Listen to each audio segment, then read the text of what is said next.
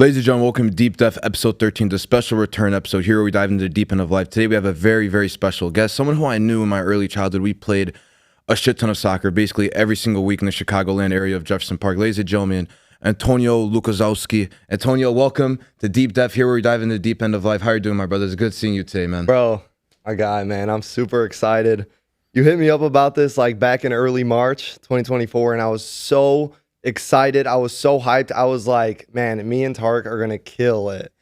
Exactly. And like our personality back in the day, for those that don't know, like we played soccer growing up, and it's crazy because like we knew each other and we always talked about like big dreams and aspirations. I remember like we were talking about like, oh, let's try to go hard in soccer. And obviously, let's go pro, man. Let's go pro. And obviously, you know, that just did not pan out. But here we are, you know, me doing podcasting, you know, sports journalism. Here you are, you know, as a real estate agent. So very, very proud of you, bro. And we're just gonna get right into it.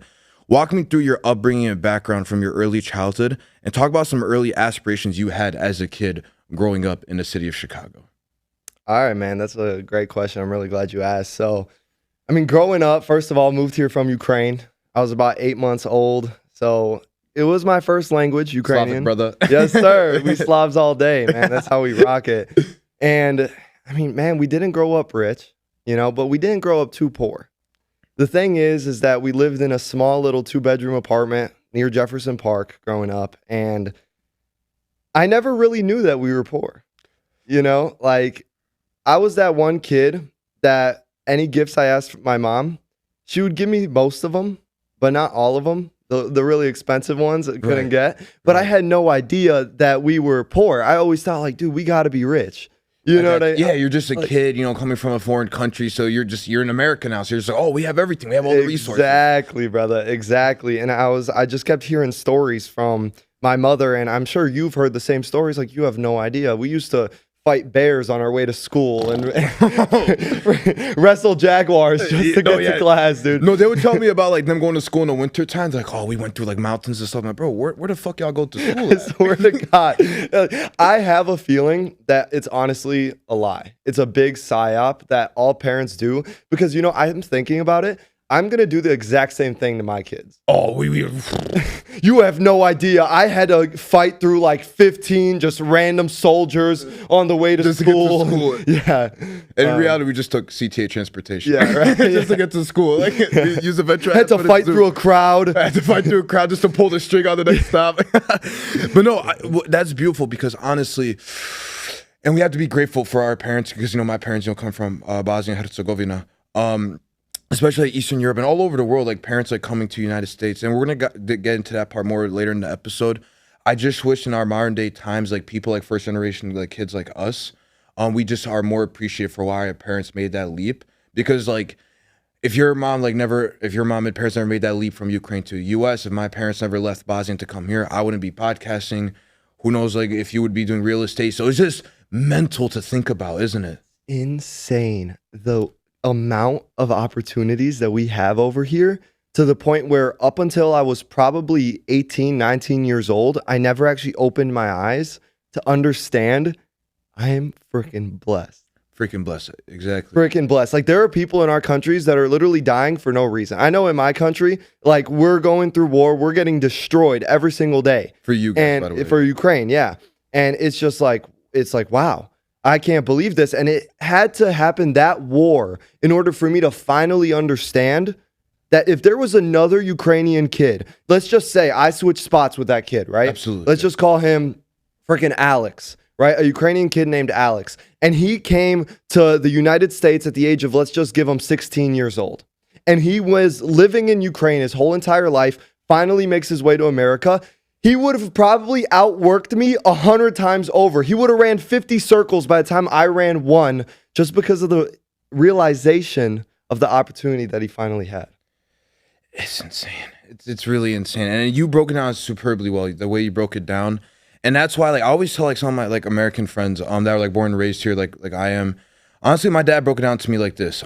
He came to the United States and he told me, listen, like America, like, although I'm not like the biggest fan with some certain stuff, however, like we're so blessed to have all these job opportunities, all these economic opportunities, freedom of speech, freedom to practice your religion. There's so much like the United States offers. And for me, like growing up, like it's not that I didn't notice that. Like when you're young, you're just like thinking about like other stuff. You're not looking exactly like in the inner realm, like through like that glass plane of like what the United States is like. In the deep depth, yeah. You just don't think of America like that. But as I got older and older, I'm like, damn, like I'm seriously grateful for everything I got here. Now there are some stuff I'd like for us to improve on, but economically, we're doing fine. We could be a little bit better, but just all the opportunities that we have, especially for like people from like foreign soil and stuff like that, it's really, really beautiful. That's why like I'm always gonna have like that patriotism in me, because like how I mentioned earlier, like if we weren't like raised here, like we would probably be in this position. Like I'd probably be working at a gas station in Bosnia for pennies and stuff, and I love that country, like I'm sure we love those countries, to visit for vacation and stuff like that. But to live on a consistent daily basis, there's just not too many economic, financial opportunities there for us. Now, we could build our vacation homes out there, stuff like that. But just in terms of like a living lifestyle, like the U.S. just has everything you could just ask for. Like seriously, everything. Absolutely, man. I 100% agree. There's really nothing else for me to say. We were just like, we just dissected that perfectly. And now growing up in the USA, we're surrounded by like many temptations that could hinder and get in our way of our religious beliefs and goals in life. So that's the one thing about America and the Western culture. Like there are a lot of opportunities, but there is also a lot of temptations. So at one point did you go, okay, all this partying, the senseless clubbing, sometimes just going out just to like smoke for no freaking reason. You're just wasting your time. At one point you just ask yourself, okay, what the fuck am I doing? Like I should be doing way more than this at this early of an age. Like for example, like today at the time of this recording, we've seen the Euro finals, right? There's this kid that plays for Spain named Lamine Yamal, 17 fucking years old in the Euro finals, like busting his balls to get to that point. And it just makes you think like, damn, like some of these kids in the United States have all these resources, stuff like that, realizing all these temptations hinder us. So at one point it made you go, okay, fuck all this distractions. I have to get on my shit. So what was that wake up call for you? To be honest, I think it goes even before I thought about clubbing for the first time or thought about partying. It really happened to me when I was 16 years old, 2020. Right. It was about March of 2020 and COVID happened, right? When COVID happened, I started to really just fuck off in school. We were online, we were doing Google Classroom, and I couldn't care less. I could not be asked to no one gave a shit. Like, you just be asking a question, or like either on the PlayStation or like on our phone, just swiping away at reels. Yeah, absolutely, man. And my biggest thing was I started finding these people on Instagram that never went to college that became insanely rich. Now, I don't know how you were in school, but for me, I was always a C player. And when I say C player, obviously I mean A, B, C, D. And I'm not talking grades. I'm talking how hard are you working? How talented are you? How much effort are you putting in? In that setting, yeah. And I was always a C player in school. And why? Because I knew it wouldn't mean anything in the future. For some reason, I always had this feeling. And when I finally found these people that never went to college and they lived this successful life, they were driving the cars that I wanted. They had the houses that I wanted. They were living the lifestyle that I always dreamed of. I realized I don't have to go to college. Now, going further past that, once I was like, okay, I'm not going to go to college. After that, I had kind of understood, okay, what are you going to do in college? What will you be missing out? Realistically, a lot of people, sure, you're getting an education, which by the way, the level of a degree, the value of a degree is going down every single year because there's new majors getting introduced every year. And now parents are starting to find out how much these institutions are very, very fake, making money like off these young kids, which is very unfortunate. That's why student athletes are starting to get paid now, because they started to realize, damn, they're ripping us off, basically. They're making all this money off of us. Boom, man. And I just look at the kids that I was really close with in high school, and obviously no hate to them. I truly believe in every single one of them that everyone could become successful. All of us. Everyone has our own path. Like, it's beautiful, yeah. And I'm looking at them, and I realize all they're doing is going to the bars damn near every single day. They're tossing around the football. They're having fun. They're getting drunk. They're failing classes. I already could count past my fingers how many people I know that have dropped out of their university because they weren't getting good grades, and now they're doing something like trades or something like that. So I had realized, man, these people aren't going to get anywhere doing that. Now, when I first started making money, I was 18 years old and I was a car salesman. And car sales, man, that was a blast because it was COVID and cars were selling for way more than they were worth. Because at that time, like COVID just fucking destroyed everything. Well, yeah, because the chip shortage. And because of the chip shortage, cars were selling for like 10,000 more than they should be. And a car salesman could make easily $1,000 up to like $6,000 for every car sold. Now, if you go to the lot, they're making 100 to 500. You know? So back then, $1,000 to $6,000 per car. I'm 18 years old. What do you do when you get your first freaking check, man? Well, you tell your boys, you get the homies, and you say, let's go to the freaking club, baby. We're going to get messed up, man. We're going to get all the chicks. We're getting to the table. We're going to get lit, you know? And that's exactly what I did. For about 3 weeks straight, just every single Friday, Saturday, even Sunday, We're man. going to the club. Yeah, we're going to the goddamn club. We're getting the most expensive bottles. We're getting the Azul. We're getting the 1942. Yeah, bro. And then I met this guy who we'll obviously get into him later on, Andy Elliot. And he just opened my eyes about everything, man. And I had finally understood that. Same here. I'm not even into real estate. I'm like, damn, like I need to get on my shit. Like, because that's how powerful he is. Yeah, man. He's insane. He's probably the best guy I've ever met. But I mean, going beyond him, he just kind of opened my eyes to fuck the clubbing. You're wasting your money to look rich when you haven't even, and time. Time is money, baby. Time is money. And the thing is like, there's a saying, and it's like, okay, someone has a Rolex, right? And it's like, why would you have a Rolex? Well, I don't wear a Rolex to tell the time. I wear a Rolex to tell you how valuable my time is. Yes, sir. Hustle like a boss. Exactly, man. No, I love that mentality. And honestly, I agree with a lot what you said. And the reason why I think like the time is money is such a generic quote, but it's just so telling, because for me, it's like, okay, would I rather, like, let's say I have two options, plan A and plan B. So plan A, I have my friends hitting me up. Oh, hey, you know, Tarek, you know, this is back when I did drink a little bit. Oh, Tarek, let's hit the bar for a little bit. Let's hit the club for a little bit. Just for like 2-3 hours, and then we'll just cruise around for the night. Or plan B, I hit the gym later in the evening, have a 2-hour workout. Afterwards, get myself some fucking Chipotle as a post-workout. Head back to the house, stay up late like a lab rat, and just brainstorm and like finalize a bunch of projects. Study, train. I'd rather do plan B because that benefits me more. And I think people are starting to like realize that time is so valuable nowadays. Like, even for me, like if I wasted 5 minutes like on Facebook or something, I get mad at myself. I'm like, damn, what the fuck did I just do with my 5 minutes? You get pissed. You feel guilty. I get mad. I'm like, damn, I just started looking at Facebook reels of just like fat people raging like at like the drive-through something like for no apparent reason, or I'm seeing like people just like flipping out at school, just the most littlest stupid shit, Karens and stuff like that. I'm like, why am I watching this? I shouldn't be watching memes. I should be watching educational videos. Absolutely, man. And then even going back further to what you said about time equals money. Well, have you ever noticed, you ever go to Costco? I do. Okay, perfect. So what you'll notice is insane deals at Costco. Oh, of course, insane deals. But what do you know about the gas? Always a long line, probably like 20 to 30 minutes long. I personally have never waited in any of those lines, but you'll notice there's always 20 to 30 people waiting. There's 20 to 30 people waiting at least half an hour to an hour just to get gas for 5 cents cheaper. They are not valuing their time. They're not. Because they're valuing money over time, because they don't understand that time is money. And time benefits money in the long run. Like, just go to a BP, go to a Shell, go to a Mobil. How much is your time worth? You know? It's so valuable. And I'm glad we like just dissected that beautifully well. And on to the next question. One day, and now it's basically getting to the Andy Elliot aspect of all this, getting to you meeting him. Because I remember when I first saw your Instagram when you flew over there, I believe it was Phoenix, Arizona. Yeah. Beautiful city and state.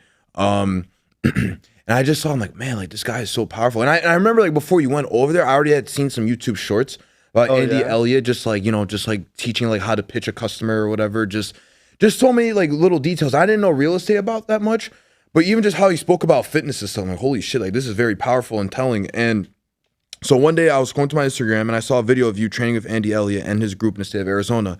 How did you find Andy, and how impactful was his training for you during your time in Phoenix? Because I could tell he left like such a like inspirational mark on you. I was honestly hoping you were going to ask that question of how I met him and how I discovered him in the first place.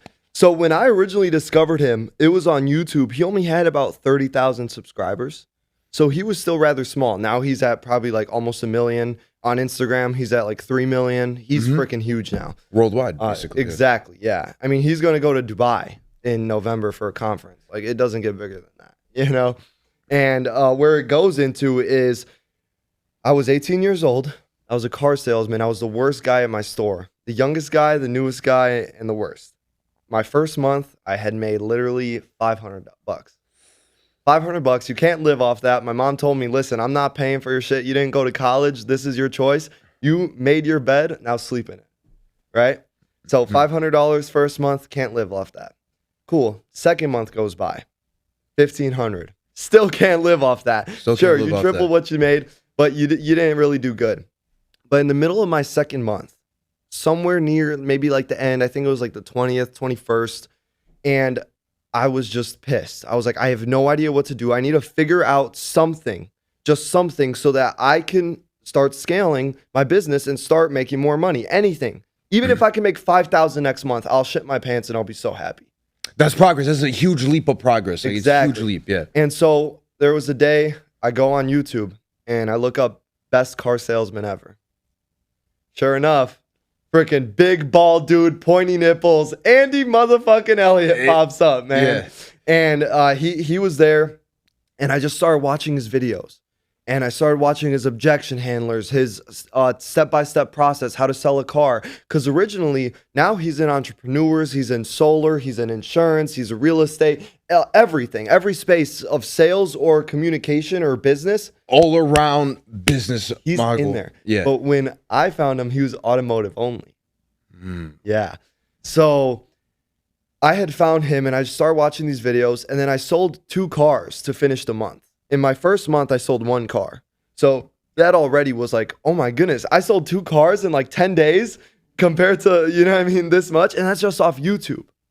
So then finally, and I still remember the phone number that he has on his YouTube videos. It's 918-210-0254. And he says, text me and I'll help you out with whatever you need. So of course, I text the freaking number. I'm like, Andy, what's going on? I'm Antonio. I work at blah, blah, blah, Nissan. I'm 18 years old. I want to sell cars. I don't want to be just like you. I want to make money. Let's go to the top.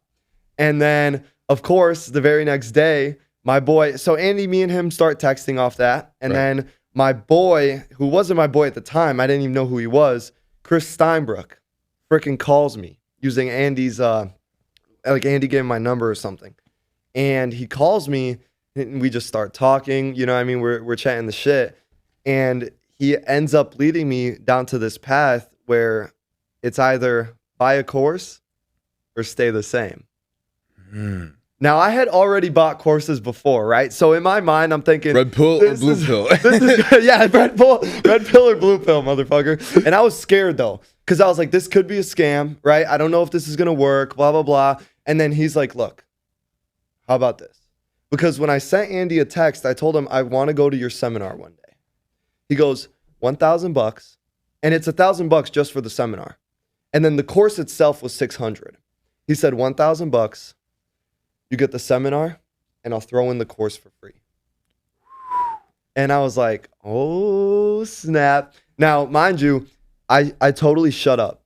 When he said that, I didn't say a word. I'm going. Like, just... No. Not at all like that. Oh. Not at all like that. I shut up, and what felt like probably 30 minutes in my brain, in reality was 5 seconds, was, should I go? Should I not go? Can I really hang up on this phone call? This is the only phone call that I've ever had in my life where someone's telling me to level up and is actually pushing me and making me believe in myself more than I ever had. Or do I just stick with what I've always been doing, keep watching the YouTube, the baby food, right? And then at that point, kind of like you said, I'm going. So then I gave him my card number, boom, boom, and that was set. Very next month, I ended up selling like 16 cars, made 16 grand, never made more money in my life.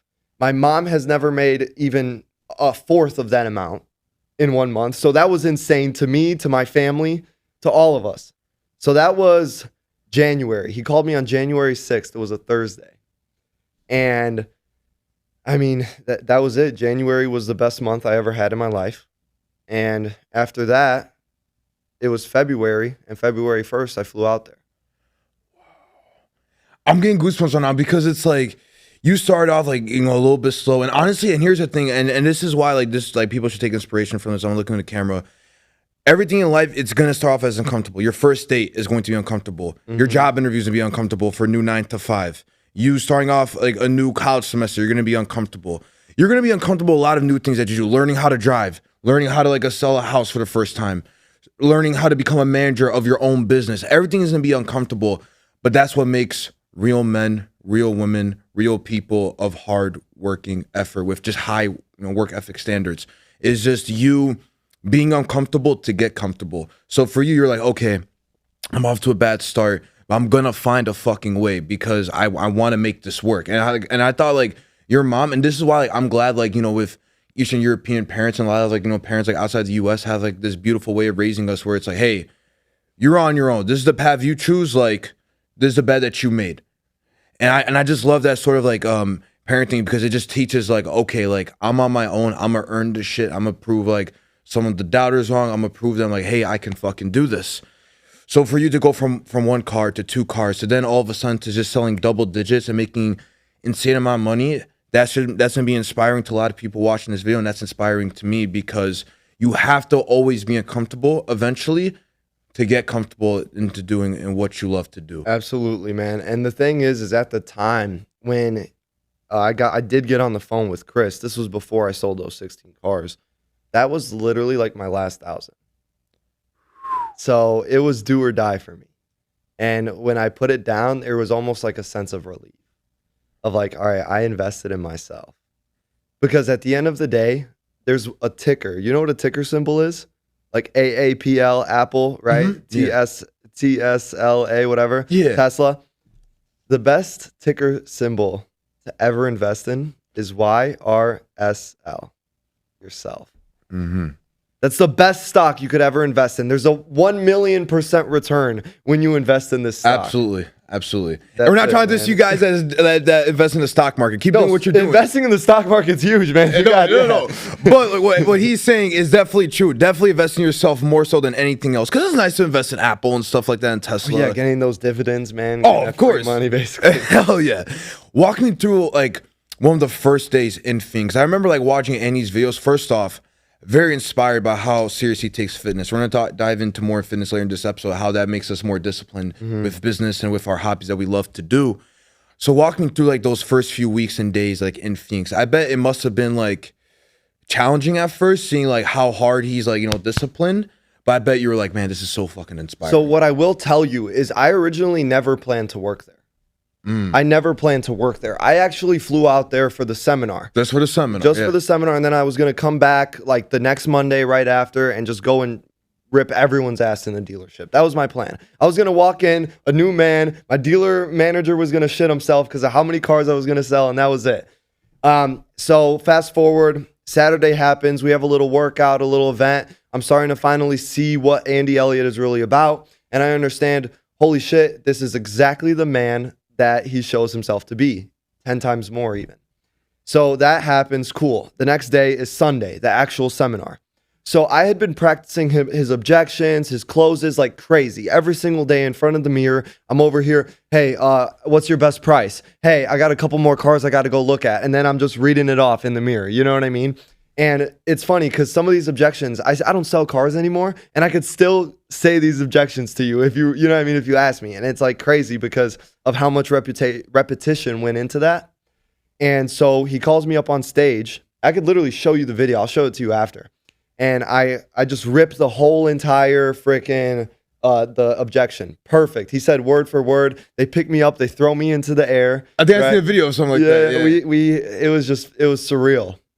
And then he's like, that son of a bitch, how he talks and stuff. Yeah. And then right after that, the seminar was ending, and I grab a mic, I go on my desk, because we all had like desks at the time. I go on my desk, I stand on my chair, and I go, I'm not leaving. And that was it. And then I just stayed, and I had to follow Andy around for like a week. So what I did was I rented out 1998 Chevy Impala. It was a white 1998 Chevy Impala. Classic. Yeah, we like those. Sir. Yes, sir. And I was literally staying in the car, just following him, chasing him around. And then finally when I caught him, he's like, look, buddy, you're not going to work for me. I don't hire kids. And I was like, no, you don't understand. I will. And then just like that kept happening. He's like, fine, kid. If you want to work for me, you got to talk to my wife because I don't hire. My wife does. Oh. Yeah. So then. And for the audience that don't know, like Andy is one thing, but his wife, oh my God, what Jacqueline a lady. Elliot. What a lady. A badass, dude. What a lady. Best CEO I've ever seen in my life. And I'll stand by that. I'll stand by that. And by the way, like I don't even work for him anymore. I have no relation to him at all. I mean, I do because I still go out there to Arizona. I'm actually going out there in August and then again in September. Yeah. Nice. So we're gonna work out, hit the freaking event. It's good that y'all stay in contact. That's what's up. Absolutely. Yeah. But I get nothing from saying this. They are the best freaking people in the world. Without a doubt. I mean, they believe in God. They love their kids. He's a true family man. They're constantly working out. They treat their team good. Their pay plan is freaking amazing. I don't even know if I should be speaking on that, but they pay their people amazing. They're not greedy. They're the most generous people in the world. And basically, finally, I caught his wife's attention. She's like, look, you don't want to work here. No one makes it. Everyone always quits. And that's it. You're not going to be successful. And I was like, nah, fuck it. I want to stay. And then finally, she lets me stay. I called my manager, quit my job, canceled my flight home. And I stayed there. I didn't go back home. I remember this. You for stayed in Phoenix. Another like 4 months until I finally got to go back home. And it was probably one of the scariest moments ever, just being around him every single day, because he will not let you be comfortable. He will not let you go to your old life. He will not let you. For 1 second, yeah. Not for 1 second. He will never let you recede. You're on a constant growth path. Now, I'm sure you know this. With the people that you surround yourself with, it's everything. And it's extremely hard to find super successful people who are constantly on the path of growth. Especially in today's generation. Especially in today's generation, in our age group and in our area, right? And being around him, holy shit. It literally prepared me to the point where after I left, I was ready to conquer whatever journey, whatever profession, whatever industry I went into. I was going to kill it no matter what, because of the values, because of the hard work, because of the work ethic, because of the mindset, the mentality that I learned from him. I was never going to be the same again. And yeah, I mean, just to go into it, yeah, the first few days, dude, I was shitting myself. There was a day where I couldn't close a deal. And so for him, they sell coaching, right? Which, by the way, it's the best coaching out there. I still do it myself. I still train with them for a reason, because they continue to level me up and help me scale in my business and my life and my relationship. Absolutely. And I'll leave that in the description for people that are interested. I'll give it the description. Just throw a little Andy plug, shameless plug to our boy. Yes, sir. Yeah. You got to go out there with me, brother. I'm down one day. I would love to meet him. Like, maybe one day I could like get him on the pod too. Like, I'll give you that VIP access with him, bro. I'd love to talk to him because seriously, like what you're telling me, like I love, like that's an inspiration to me, because for me, like seeing my dad just every day just working hard, just telling me like, hey, just never be satisfied with anything. My dad was saying like his Bosnian English accent, which is sort of funny, like, oh, don't stop, just never give up. There's always room don't give up. Yeah, there's always room for improvement. You always push. Yeah, you always push, but I love stuff like that. So hearing how Andy was just that, like, and that is scary, because you're just like, okay, I can't slack for 1 second. Like, if he sees me like just slacking in the office, if he sees me on my phone outside the building, just whatever, just little thing that's gonna piss him off, like I have to be fucking careful, because I've seen like how he's put some people in check, and he does not play around. If he sees that you're just not taking it seriously, he will put you in check, and those are real men. And I love people like that, because that just shows you like, okay.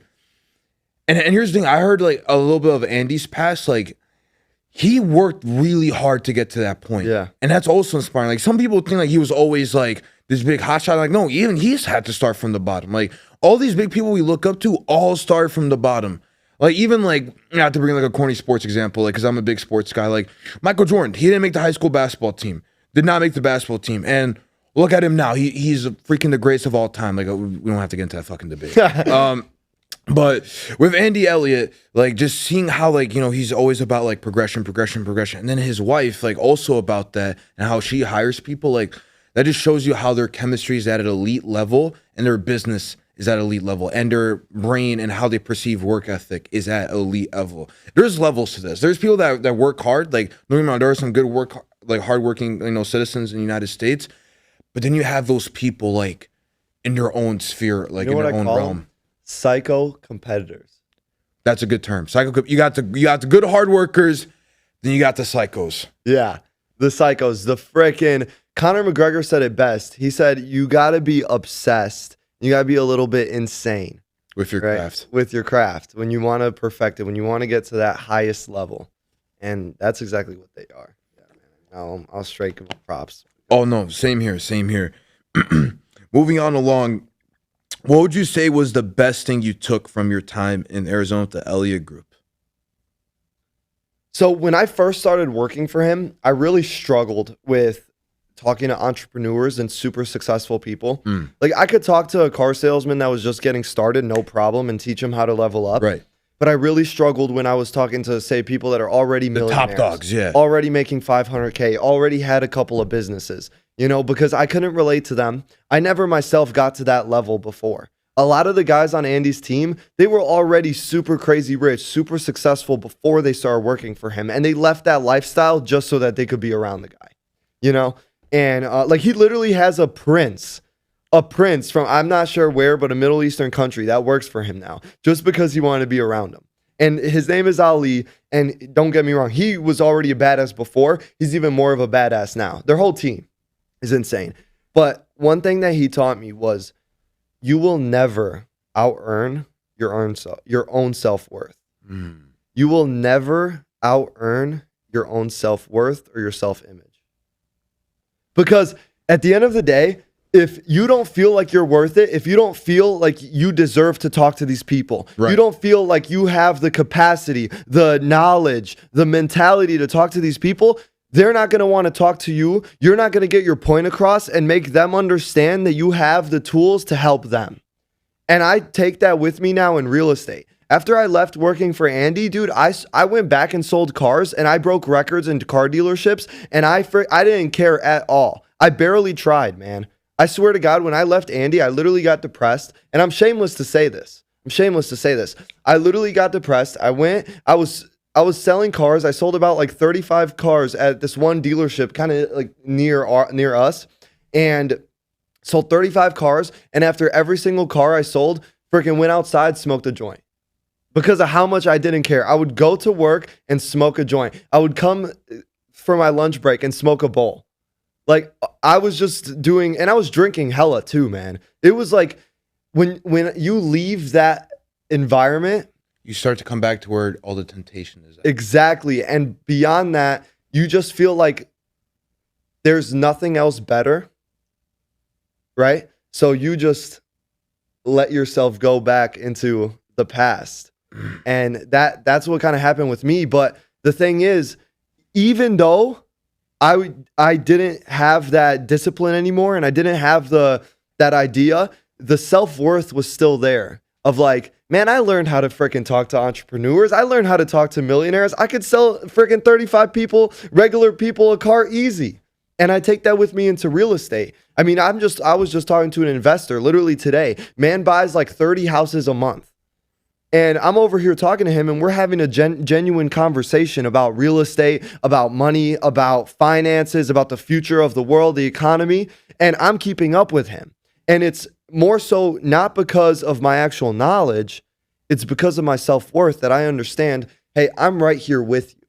You might have more money than me. You might be smarter than me. You might be better than me, have a better upbringing. I got the same dog like you do. I'm right here with you, dog. And you don't put people on a pedestal. When you put people on a pedestal, never, then you automatically downgrade yourself and you make yourself inferior and you make them superior. And an inferior can never have a conversation with a superior. Like a lion will never have a conversation with a gazelle. The lion will just freaking destroy the gazelle, right? Mm-hmm. So that's... No, I think it's beautiful that you open up like that. And honestly, in today's time, like, we need to be more shameless when we open up about, like, our flaws and stuff like that. Because that's where real men get created. And, like, I'm glad you took all that from Andy's group. Just, like, having that ability to talk to top entrepreneurs and stuff like that. There's a very famous saying. Every room you walk in that room like you fucking belong in that room. Mm-hmm. Like, don't walk in there like, oh my God, look at all these people. Like, these are some top dogs and maybe I should kind of like humble down. Like, no.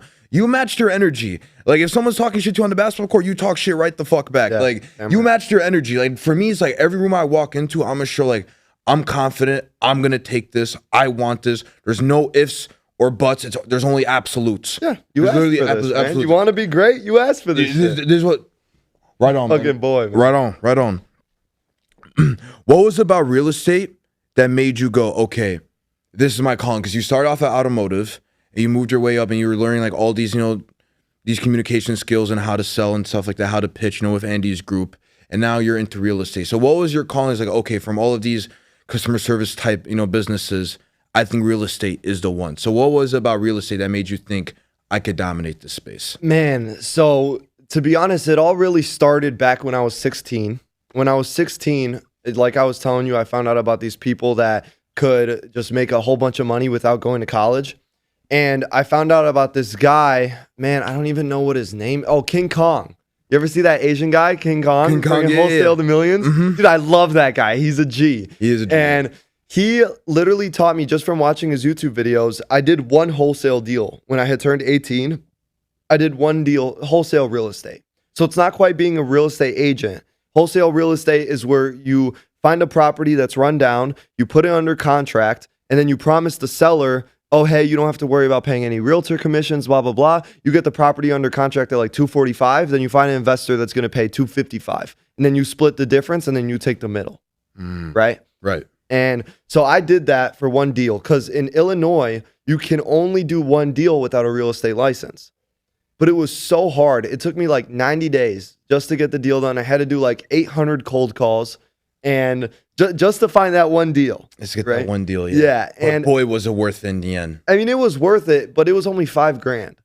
And I was like, man, $5,000, 3 months work. Like, you know what I'm saying? I was ungrateful. You were ungrateful, yeah. I was ungrateful, dude. I was like, man, it's hard, bro. I'd rather go sell some cars and make $5,000 in a month, Right. And so I did that, and then I just never came back to it because I was like, I don't even have my real estate license. Maybe I'll do this in a year or something, when am eligible again.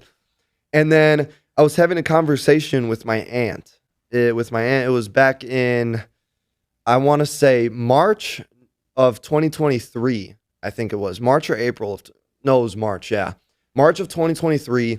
And her and I were having this conversation about what I was going to do next. We got super close kind of in 2023, like the beginning of 2023, end of 2022, her and I kind of just got really close and connected.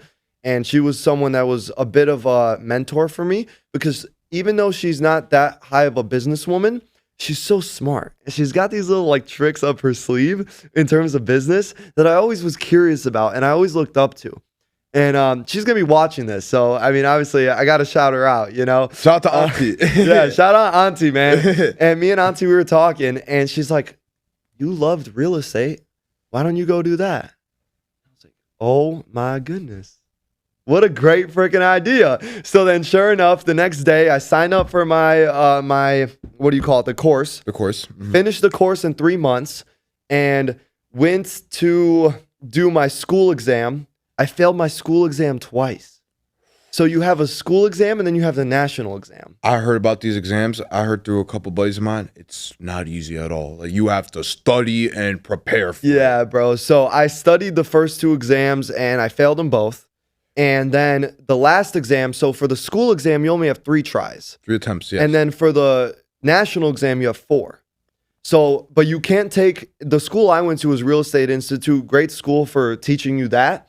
But they won't let you take the national without passing the regular school, Makes sense. the school test first. Yeah, it makes sense, yeah. And other schools, they'll just let you go into the national. But mine didn't. They want to make sure you were prepared. So anyway, sure enough, on the 3rd attempt, I actually passed. I went crazy. I got like a 90 out of 100. And I was like, how the hell did I get? Oh, but my first 2 times taking the test, I failed with a 74 both times. And you need a 75 to pass.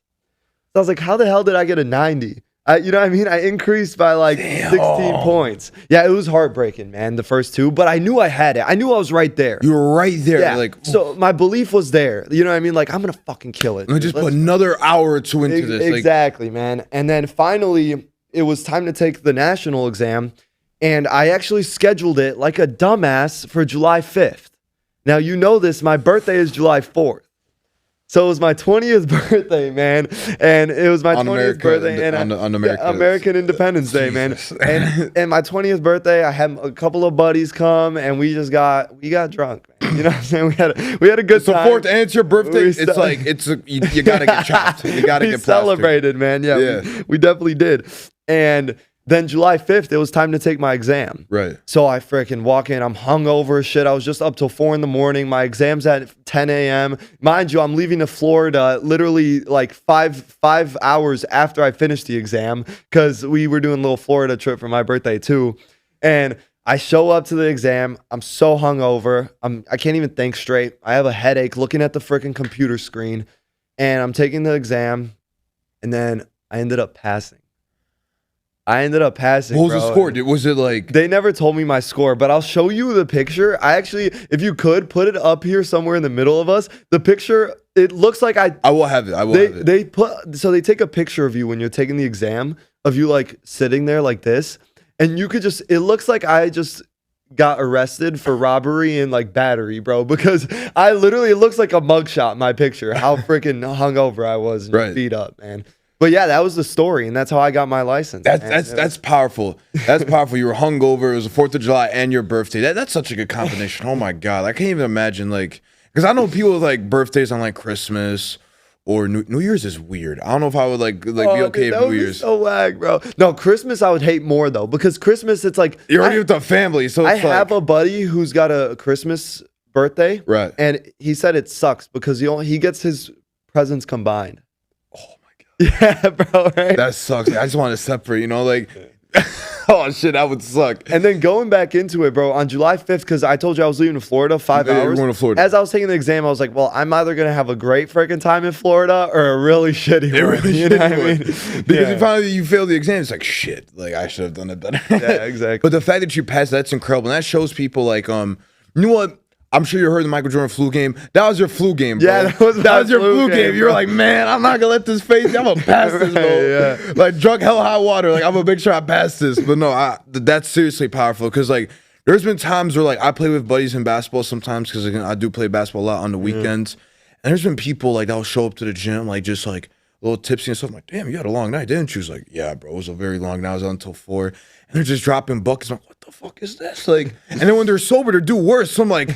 What? Sometimes you gotta be a little fucked up. It's just to be in your zone. Yeah, man, it gets you in the zone sometimes. Hey, there's this funny video of Tristan Tate would work out in the gym, and sometimes he'll take these whiskey shots. I'm like, bro, whiskey shots? You're doing chest? I've never seen this before. He's like, oof, this is my pre-workout. I'm like, shit, hey, that's your pre-workout? He's got that fire blood in him, bro. yeah, he's crazy. He got the Red Bulls on him too. Oh my God, you saw that one where he broke the record? Oh, those were too many Red Bulls. What's the most energy drinks you drink in a day? The most what? Energy drinks you drink in a day. So I'll break it down into milligrams of caffeine because I don't really know like that. But I know for a fact I've drank not 1,200, 1,000.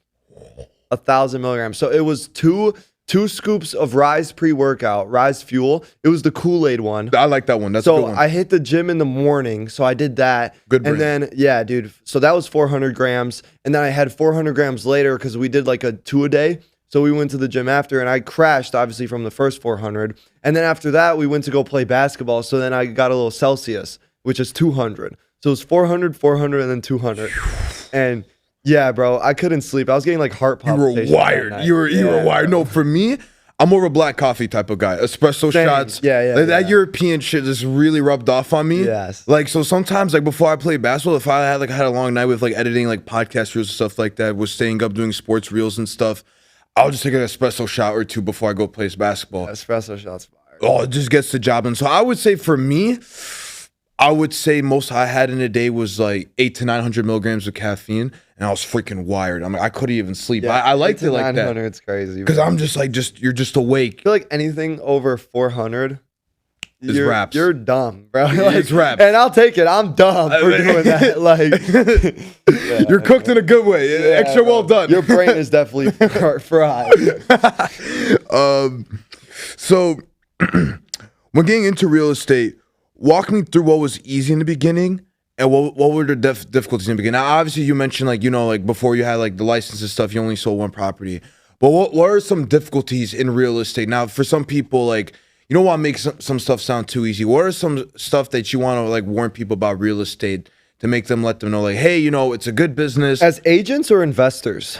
Both. Let's start with the agents. How would you say with as an agent? Man, so what I will tell you is that in 2024 so far, the average agent has sold one house. 80% of real estate agents leave the business after 3 years. That's actually insane. And yeah, so that's just the first two statistics that I'll drop on you. The market is extremely short right now, so inventory is super low. However, homes are selling for more. Now, what I will tell you is a lot of people get into real estate and they automatically think like, oh yeah, I'm just going to get my friends and my buddies. They're going to be hitting me up. I'm going to post on Instagram and people are going to start hitting me up. And I'm going to knock some doors and people are going to start. Dude, first of all, your friends and your buddies, if you're our age, they ain't buying shit. They're not. Second of all, your family members, they don't trust you because you've always been a freaking dumbass in your life. And you're just now getting your real estate license because you're probably thinking, well, this is the only other path, right? So they ain't going to do business with you. They much rather pick a professional that's been doing it for 10, 20 years, you know? What else is there? I mean, there's people that are like Instagram. No one's going to hit you up because there's people that have a way bigger presence than you. You know, you're knocking doors. That's going to pay off after a year because you got to do it consistently. So real estate is 10 times harder than you think it is. Yeah, and I think it's good that you mentioned that because you don't want like people to just like, and I mean it's good to like challenge yourself. You know, like by the way, always push yourself. So you guys, if you feel like that's your path, go for it. You know, like how you mentioned earlier, like you didn't go to college because you've seen all these successful people. Everyone has their own path. And it's important that we know like the pros and cons of everything before we enter into. So for me, like when I was like talking, for me getting into journalism with school and podcasting, I'm like, okay, there's definitely certain things that I want to talk about. There's things I don't want to talk about. For example, I want to avoid politics as much as possible because no one likes politics. It's good to talk about it sometimes, but you want to talk about stuff that's like, okay, what's more beneficial? What's a space that's like not too competitive? Because you want to be a small fish, you know, in a very, you want to be a big fish in a small pond, you know? Like you really want to be careful. So for me, it's like, okay, I know I could talk about sports. You know, there are some people that are a little bit lackluster in that space. It is competitive, but it's a little bit lackluster. So to hear those two statistics is absolutely bananas. So I'm glad that you broke it down for me, like some of the difficulties of that. Now, talk to me from an investor's perspective. What are some pros and cons from an investor perspective when it comes to real estate? Yeah, real quick, can I get into the pros about the agents? Absolutely. Go to the pros as an agent. Yeah, what are the pros? I mean, the pros are, though, is that if you do work hard and if you do get aligned with the right people, then you will be successful. I'm one of those people that I've been in the business for a year. I haven't even, what is it, July 14th? I haven't even cracked a year in the business yet. I started my first day July 17th. So I'm literally 3 days away. Congratulations. 362 days into the business. And I'm over here beating out people for clients that have been in the business for 20 years. You've just got to be informed. You've got to have a great presentation. You got to have all the tools. You got to invest in your business, man. I mean, I've probably spent, before I even made $1, I probably spent like $4,000 on my business. You know, you got to have the money to invest. It's not like, I don't recommend it for anyone that's never been a salesman. Because you'd be surprised how many people think that real estate is a service-based job, which it is. But they don't realize that you need sales tactics and you need negotiation skills. Because at the end of the day, all these other agents, especially if you're new, are going to try to push you and just run over you in deals. And no buyer and no seller wants to work with an agent that's getting pushed around. So your negotiation skills have to be amazing. Dude, I literally...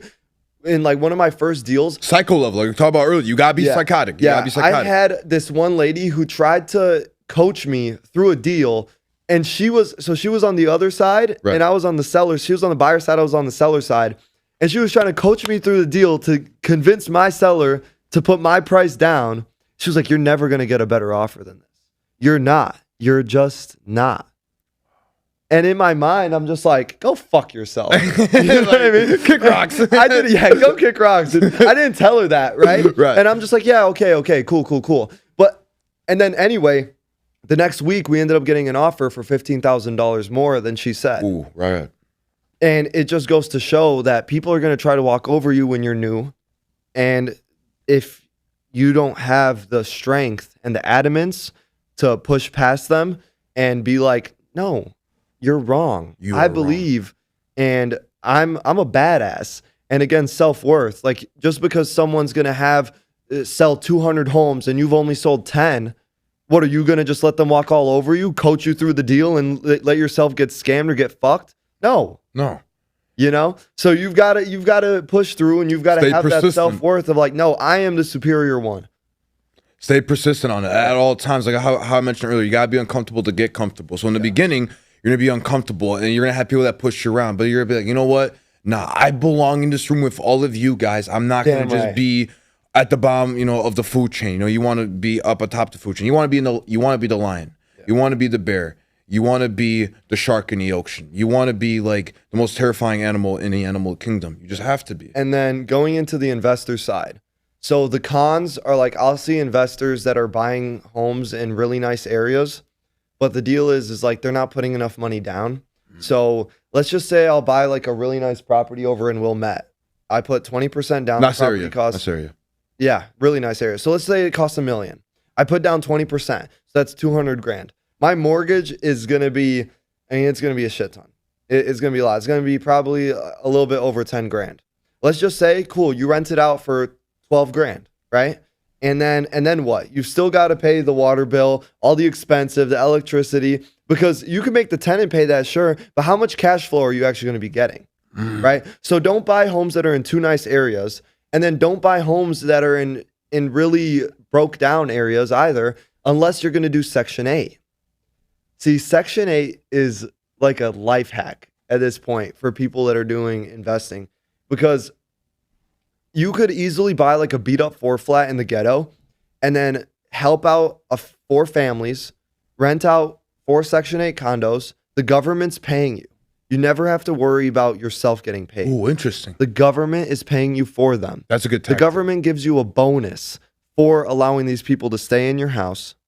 And beyond that, their lease ends in a year, or they could keep staying, and they could stay and stay and stay for 7 years or 10, or as long as you own the building, you know? And all you have to do is just make sure that the building is being upkept. So Section 8 is a huge hack. Life hack, for sure. That sounds crazy to me. That sounds insane. One thing I'll tell you is a lot of people, if you just want to get started in investing, and you have barely any money and you're kind of thinking, okay, how do I do this? FHA loans, you put 3.5% down, you buy a 3-flat. And I'm actually doing this. This is my plan. I'm going to be buying a 3-flat in the next 6 months. And what I'm doing is finding a property somewhere in the suburbs and purchasing it, just because I like the suburbs. I like the way it is. There's a good market for real estate in the suburbs. Yeah, exactly. Very good market. Live there for 2 years. That's all you need to do, is live there for 2 years. It might even only be 6 months, but I'm going to be living there for 2 years. That's my plan. And the other 2 floors you rent out.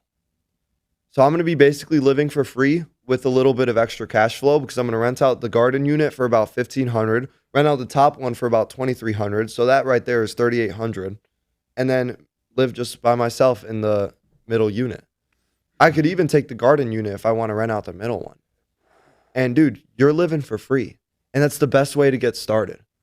That's actually very smart. Very smart. And that way, yes, I didn't mean to cut you off. No, you're good. That way you're accumulating a property. Because you and I both know real estate goes up 4.5% to 5% every single year regardless. So if you are just continuously holding this real estate, let's say you live there for 2 years, perfect. Now you move out, you buy yourself your own crib, and then you're still having that property that's making cash flow. Guess what? In the next 10 years, that one's going to be paid off, right? Guess what? You could refinance it, buy a whole nother one. That one's going to be paid off in 10 years. Before you know, you got 2 properties that are fully paid off in 10 years. Shit, you could even keep doing that over and over and over and over again like it's a freaking money glitch.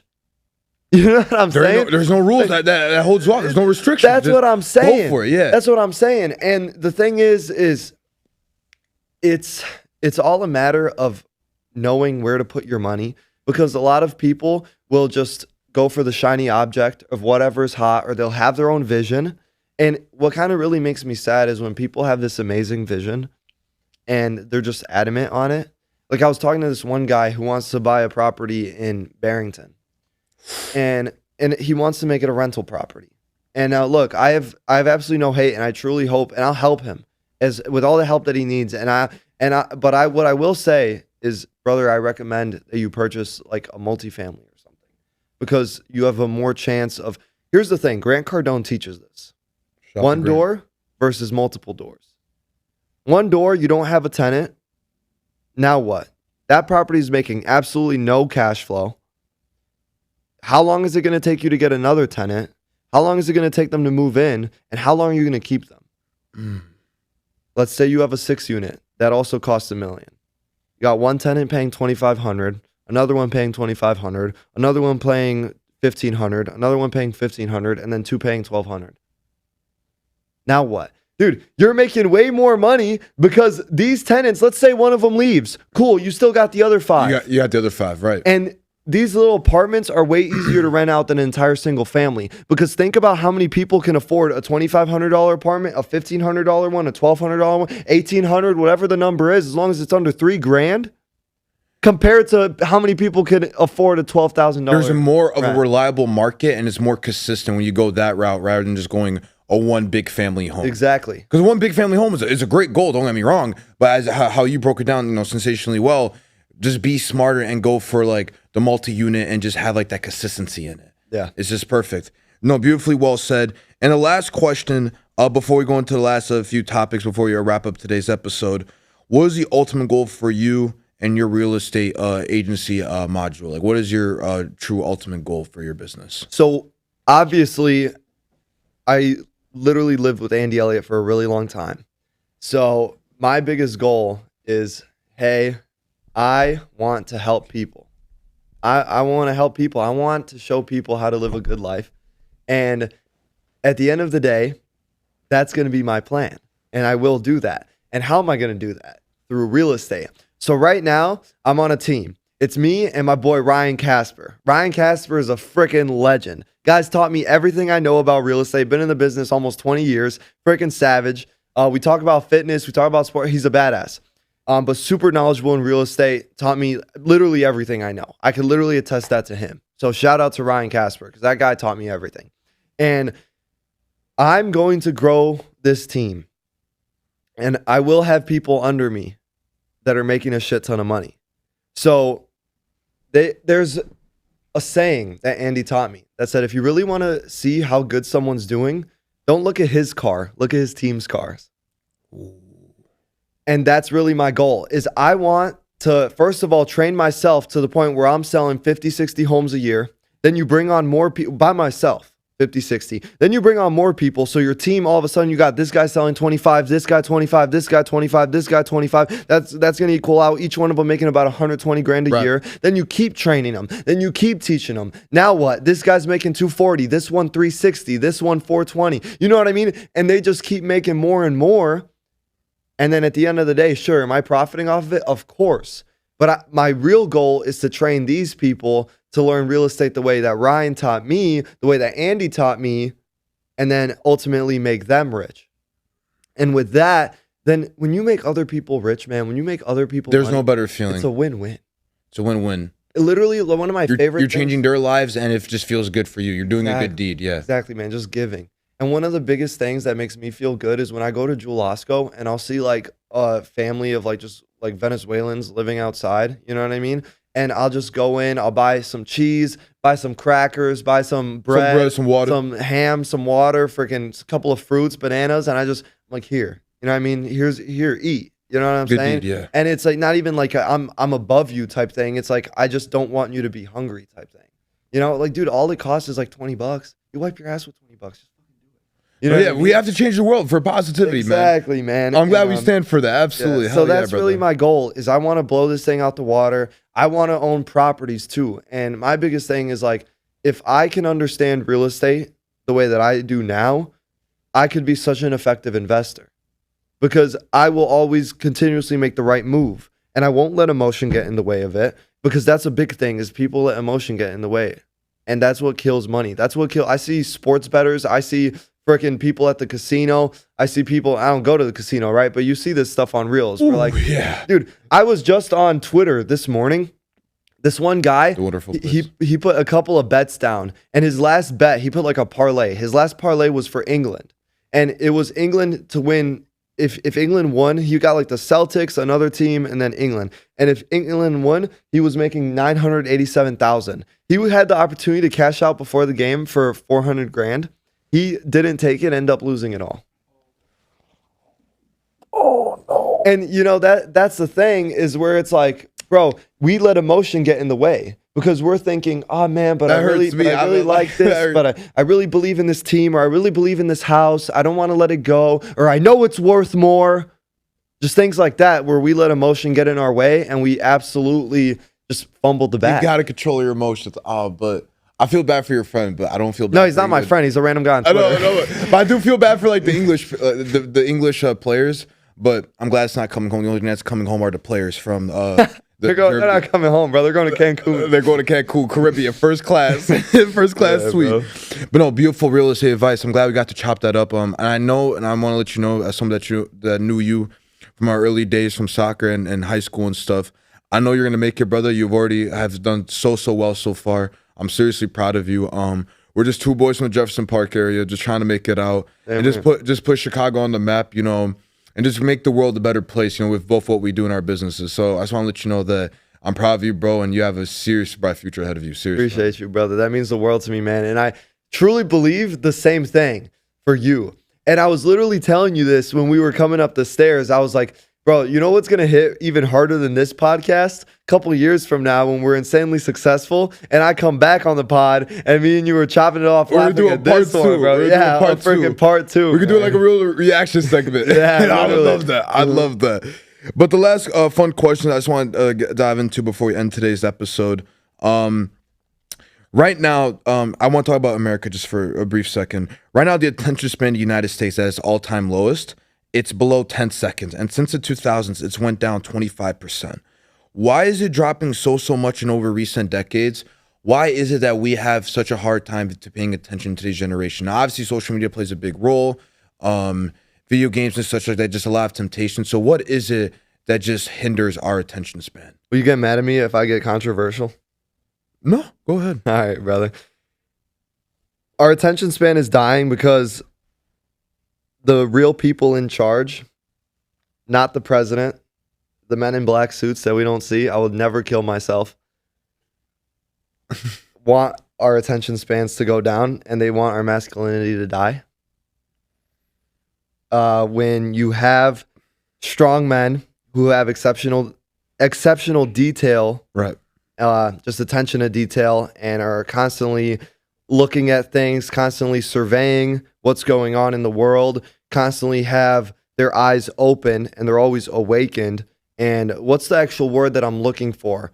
It's an A word, man. You know what? Forget it. I'm not even going to say it, but it's when you have that, then you have the biggest hole in your system because obviously the whole world runs as a system and they don't want any cracks. And when you've got a nation full of people that are aware, that's what I was looking for. The A word I said earlier, aware. When you've got a full nation full of people that are constantly aware and are powerful and are in charge of their thoughts and in charge of their actions, then you'll never gain full control. Now, if you can slowly somehow figure out a way where you could utilize social media, utilize technology, TikTok, Twitter, Instagram Reels, Facebook Reels, YouTube Shorts, and give them something I call brain rot syndrome to the point where their attention span continues to go down and down and down and down and down, then how easily could you control them? And at that point, what makes a man a man? Because if you can't even pay attention for 10 seconds to something that someone else is saying, then how will you pay attention when your entire world and your entire freedom is getting ripped out right from under you? And a huge thing is desensitization. We are so desensitized to what goes on. Dude, literally yesterday, Trump got shot. It's going to be one of the craziest things in the world, right? Sure, everyone is going to remember where Trump got shot, where they were when Trump got shot, just like the whole world's going to remember where they were when 9/11 happened. But when 9/11 happened, how many things were going on? Like, the whole world was in an uproar for a year. I don't even know. I wasn't born yet. Were you born yet? No, we weren't even born yet, but we heard about it. What I'm trying to say is, how long are they going to talk about this? How long is this really going to be a major talking point? Because what I will tell you is the first minute it happens, goes all over the news, right? Cool. Couple days, couple hours after it happens is when the real information comes out. A month after, all the information is going to be scrubbed off the internet. We're not even going to remember it. People are going to talk about it, and we're just going to be like, oh yeah, that was crazy. But no one's going to dig deeper into the holes. We're not going to really truly find out whatever happened. The guy who shot at him got killed instantly. Why? So he can't talk. I'm getting goosebumps right now. But I know where you're going with this, and here's what I will say.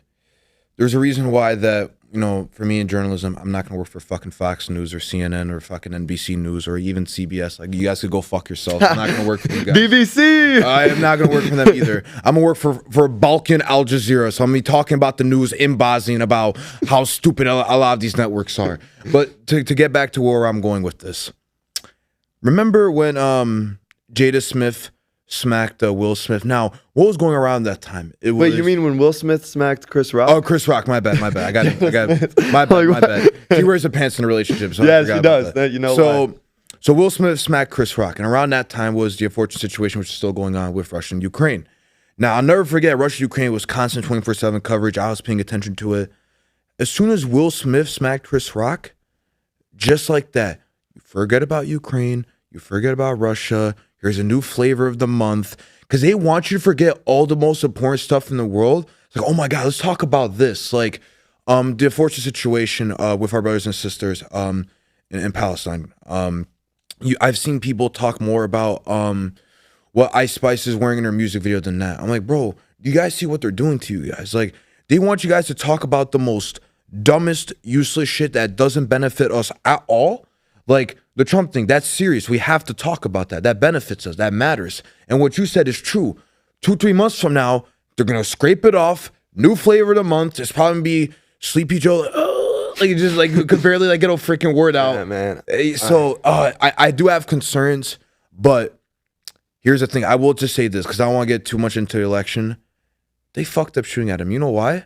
Now I just guaranteed victory for him. Now you're going to have more people look at this and go, what's going on behind the scenes now? What's going on behind the curtains? Yeah. So I think it's going to backfire on those people that were trying to get rid of Trump. So now it's going to be interesting to see now what's going to happen this election. That's all. I'll leave it at that. And it's okay to get controversial. We're in a free country. You know what I think, man? I think that I don't think any winner is guaranteed yet, to be honest with you, bro. I think that we've got to watch out very closely now, because at the end of the day, you've heard this before, you get 3 lives. First, they canceled Trump. Mm-hmm. Then they came out with the convictions and the charges. Now they just went for the last op. And they went for the kill. So they went for the shot, the lone bullet. It didn't hit. Hit one of the attendees. Hit one of the attendees, right. But the lone bullet didn't hit. They're embarrassed now. They're not going to stop at that. They're not going to stop at, hey, we failed to kill him. But they're not going to shoot him again. They're not going to wait for him to go to a rally. So you're thinking we got to watch out for who's pouring up Trump's lemonade when he goes to the golf course. That's all I'm going to say, bro. So that's one thing. But then they're about to start checking his drinks and everything. Yeah, going back into it, one thing that you mentioned is like, people always like will say like, oh man, why do you think about this, or you're leaning this way, or you're leaning that way, bro. I honestly don't like to say that I'm leaning this way or I'm leaning that way. I'm calling it how I see it. I'm calling it how I see it, because at the end of the day, people could call me a conservative all I want, but one of my biggest stances is what you mentioned is I support Palestine, and that's an extremely liberal stance. You know what I mean? Like, so you can't say that I'm this way if I'm supporting this. You know what I mean? Absolutely. So it goes into that. But Dude, I literally went off topic because I was trying to. No, and it's all in connection. It's all in the same root of that tree. So I'm glad we went that direction with like the attention span and stuff like that, and America wanting us to look at the most dumbest shit. For me, I tell people, okay, would you rather watch a YouTube video of the Nelk Boys talking about the most dumbest shit on the planet, or would you rather watch a YouTube video on how to make $1,000, or how to make this amount of money, or how to start a business? I'd rather watch those type of videos. I'd rather watch how to have a proper form when you do chest. And 99% of people will disagree with you. You know that. You looked at me like you were surprised, but you already knew that. No, it is sad. No, I'm more disappointed because it's true. Yeah. It's true. And there's another reason why, like, and look, unfortunately, I'm going to have to do this with our reels. Another reason why attention spams are so bad now. Why do you think back in the day, reels and clips didn't have captions as subtitles? Now, people, and even a GTA gameplay below it. So now, for one of our reels, I'm gonna have to put captions for you guys just so you guys can pay attention to the video, and I have to put like some sort of freaking gameplay beneath it. But I'm not gonna do that for you guys. I need you guys to pay attention to the freaking reel, okay? Like that's how it's gonna be. The information, motherfucker. Like I don't like if you guys need big bold yellow letters of a GTA car flipping 10 times beneath the screen, then I cannot fucking help you. I just cannot fucking can't help you, but he'll still do it. So you watch the video. I'll still do it because I need to support. You need to get the views, man. I need to get the views. So, hey, man, fuck, you know, gotta spread this to as many people as possible. I have to. So at the end of the day, more as people much as I hate to do it, as much as I hate to do it, more people will get something out of it. But dude, I mean, the whole thing with just killing attention span, bro. They don't want you to pay attention to anything, and if you can't pay attention, it's the same reason. Like, think about this. I was just reading an article. These kids that can't stay on the phone, like that can't stay on a reel on something for over 5 seconds, for over 10 seconds. Dude, I was literally sitting next to someone on where was I at? I was at like this conference room, and I'm watching someone doing their work, and then in the middle of their work, they go on their phone, right? And they go on TikTok, right?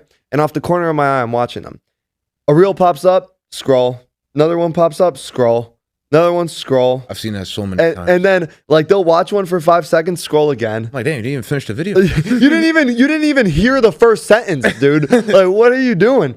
And it's because when we don't pay attention, then we don't really see what's happening. And the really sad part that I wanted to get into is, hey, guess what? This 5-year-old that can't stay aware for over 10 seconds. This 16-year-old that keeps going on their phone can't hold a conversation.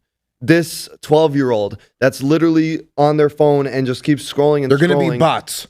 Not only are they going to be bots, yeah, they're going to be bots, but guess what? They're the future of our world. They're going to be the doctors, the lawyers, the freaking the nurses, whatever it is. They're the scientists. The doctor, the little kid that can't stay off his phone for over 5 minutes is going to be your doctor. The attorney that it used to be a fucking 5-year-old kid that can't speak to anyone, can't communicate because they're always on their goddamn phone, is going to be your lawyer. You know, we got to think about it like this, how much this has actually destroyed our country, our nation. And if you think about it, you kind of almost have to respect other countries in terms of like Russia. Like Russia, even Eastern Europe, other Eastern Europe countries, like smaller ones, like that where they don't let that kind of shit slide. They don't, like, you know, and it's like real quick. Shout out to like one of my favorite journalists in the world. He actually inspires me a lot to like the speaker mind. Tucker Carlson. So he was out in Russia. Legend, dude. A freaking legend. I need to get a t-shirt of that guy. He was just talking about and he got some heat for it, but he was just talking about like, hey, like I could set this subway station in Moscow and I'm not gonna have someone shirtless doing backflips like off below. You know, like I could just like wait peacefully for my train. And that's why sometimes like the one thing, look, I am a patriot, but one thing about like I wish some Americans had was a bit of an open mind about the outside world. One thing I love about our Eastern European countries is, yes, we might not be economically nowhere near close to America, but we have the discipline. We have high work ethic. We have high character. Like kids, like in schools, like in these small European countries, like they're just working their asses off, like for a legitimate future. They don't care about social media. They're just like working, studying. And I just think about like damn, like yeah, we have like all these resources advanced. Look how it's not being put to good use. Look how these other countries with less resources, they're working their tails off just for whatever little opportunity. So that's why like I like learning about these other countries. So, like when I saw Tucker going to Russia, like I didn't know too much about Russia. I didn't know too much about them. So, but when I saw like how peaceful it was out there, how you could just go to the grocery store, I could just walk around freely. I'm like, damn, I wish we had that in our country because we have so many resources. We have so many like beautiful technology, like, you know, so many opportunities all around us. And yet it just feels like we're behind in some ways. You know what I'm saying? Like, we're not like behind in terms of like economics and business, stuff like that. America is always like a land of opportunity, like businesses, stuff like that. But just in terms of just like core values, like discipline, school, paying attention, we're behind right now. And that's just concerning. I think a part of it is because we're a country that's sort of godless in a way. We're losing faith. Yeah. I mean, we totally lost faith. I mean, there's like so many other countries that just have full faith in whatever their God is. You know, like I have a huge respect for Islam because Same here, brother, for your religion, by the way. Same here, yeah. I mean, because Islam is just they believe in their God. They have their traditions. They have their beliefs, and they're strict to it, and they stay with it. You know what I mean? That there's this one saying haram. When you freaking hear haram, you know, don't fucking do that. right, bro. Right. Like, that's what I'm saying, bro. And that's like where the respect comes from, and that's where the hey, we're strict and we're straight with it. You know, and there is no ifs, ands, or buts. And that's just a real big thing that I feel like we've lost here in our country. And I mean, regardless of like what you believe in or whatever it is, hell, even if you believe in the universe, you know, you believe in the universe looking for constant good. Like I used to not believe in God, but I did believe there was always a higher power. If you believe that there's a higher power, then you'll understand that you should always choose the good path. Like, for example, our country has normalized cheating. You know, cheating, adultery, whatever it is, whatever you like to call it. And it's flat out wrong. And it's weakening men. Like, not to mention the subject, but I might as well. Porn. Yeah, seeing how it like destroys men. Yeah, seeing what's that done, how easy you can access it now. Like, I think we're at the highest divorce rate, if I'm not mistaken, in the United States of America. So our divorce rate is really high. Cheating is all-time high.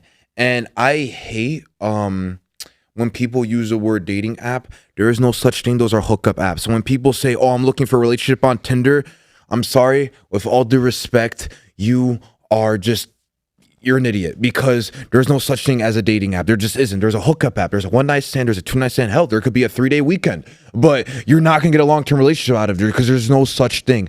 Now back to what I was saying. And real quick, just to add on to you. Right. If you do find a long-term relationship off of that app, you might have that long-term relationship, but just know that they weren't looking for that originally.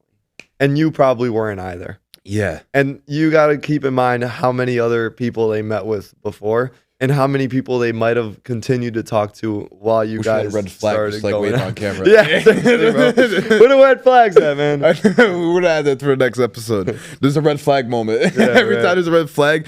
No, I agree with you, man. It's so sad to see what it's doing to us. And look, I look at other stuff like you see, I don't have a problem with video games. Hell, once in a while, I don't mind like 20, 30 minutes because I think video games isn't that bad for the brain. However, like similar to like, you know, adult film and stuff like that, the more you put time towards stuff that just doesn't benefit you at all, it's just going to really weaken you. And that's what's really concerning for me.